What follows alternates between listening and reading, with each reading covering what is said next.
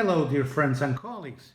2020 has been the terrible and devastating year for all interpreters. COVID-19 has created a situation that is unprecedented for our market, for our profession, and we are all struggling. We are struggling because there are very few in-person events. In some parts of the world, there are zero live events. And on the other hand, there are some events that are now being done through distance interpreting, whether it is remote simultaneous interpreting, over the phone interpreting, or video recorded interpreting, where unfortunately a lot of agencies, government agencies, and also platforms are trying to pass the losses to the interpreter and really make them work under terrible circumstances.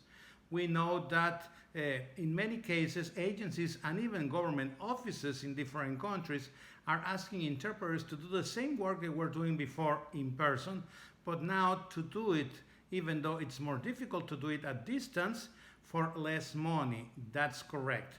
They are trying to lower interpreting fees. And this is really unacceptable.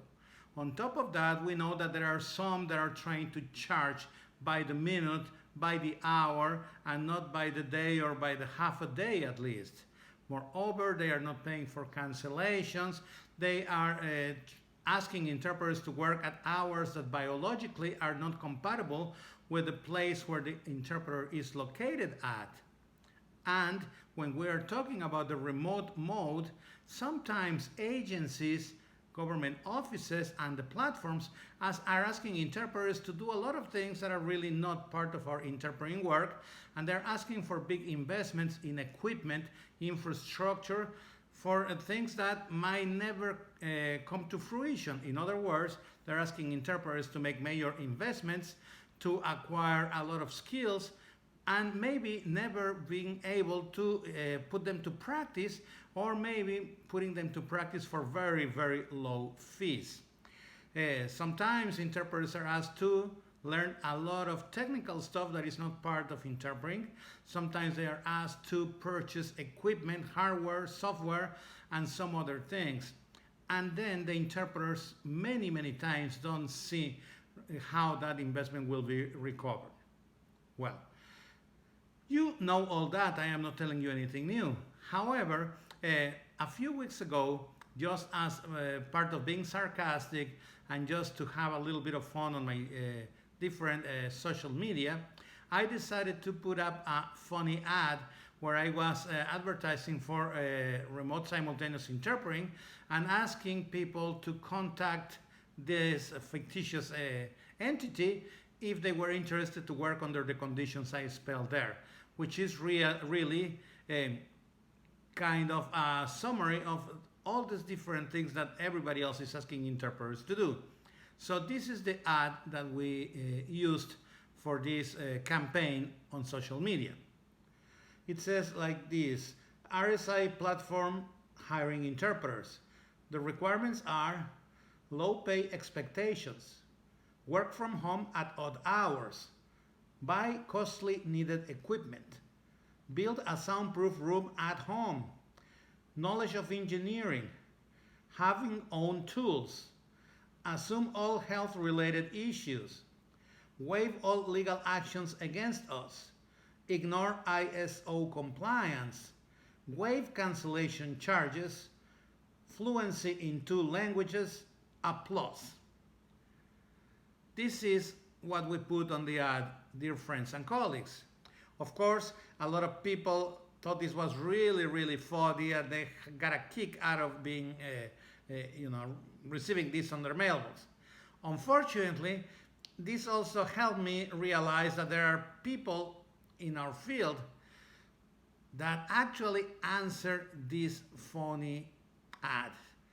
And first, that made me very sad, because that tells me that there are some people that are so desperate that they are willing to work for whatever, even if they have to lose money in order to work. But then I thought about it, and my next emotion was that made me really, really angry, because that tells us that some people are really hurting our market to a point that it might go beyond repair. And finally, my third stage was when I realized that this could be a unique tool to help me educate my clients and show them the very difference between a real professional interpreter and a paraprofessional. There were people that answered this ad, like I said, and this is an example respecting and observing all privacy requirements. Somebody answered to one of my social media outlets and said, "Dear Tony, I wish to express my interest and my availability in RSI. I am freelance interpreter, whatever language, and English. Regards." So actually somebody bought this, and it was not just one, it was several people. And this really makes me think three different situations. Number one, there might be some colleagues that are so desperate that they're willing to work for whatever. And in that case, what I tell to those colleagues is, please don't do that. Please improve your negotiating skills. If you do that, that's the kiss of death. You're guaranteeing yourself never to be able to make a profit in this career again, and you are guaranteeing yourself never being called by somebody, I'm talking about another professional colleague, to work with them in the booth, in the courthouse, in the medical office, or whatever else. Then there's a second group that are the ones probably answering this type of ads and accepting these assignments. Those are what I call the paraprofessionals.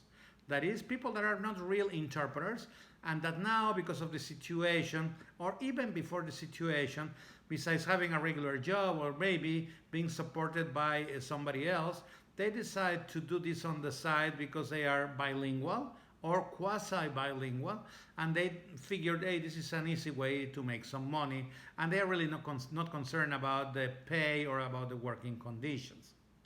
Then there is a third group, and that third group is that of the people that see these kinds of ads and they answer them without even reading or without really understanding what the ad says. And that's really bad, because that means that these people are so poor in their second language, or their comprehension level is so low on their first language, that they don't even realize that this is a prank, and they go ahead and answer anyway. Any of the three circumstances, I thought, were of concern, and they are of concern because the truth is a lot of agencies, platforms, and government officials are retaining people willing to work under these circumstances, and that is unacceptable and horrible. On the other hand, though, this is an excellent tool that helps me go to my direct clients and explain to them the difference between what we do and what others are trying to do, especially in these times of need, where the clients, even your trusted clients, are constantly bombarded by remote distance platforms, by agencies, by interpreters that are willing to work for peanuts, by paraprofessional interpreters, by quasi-bilingual people, and by other colleagues that are your competition. And they are willing to work for conditions that are not as favorable as the ones that you require as a minimum.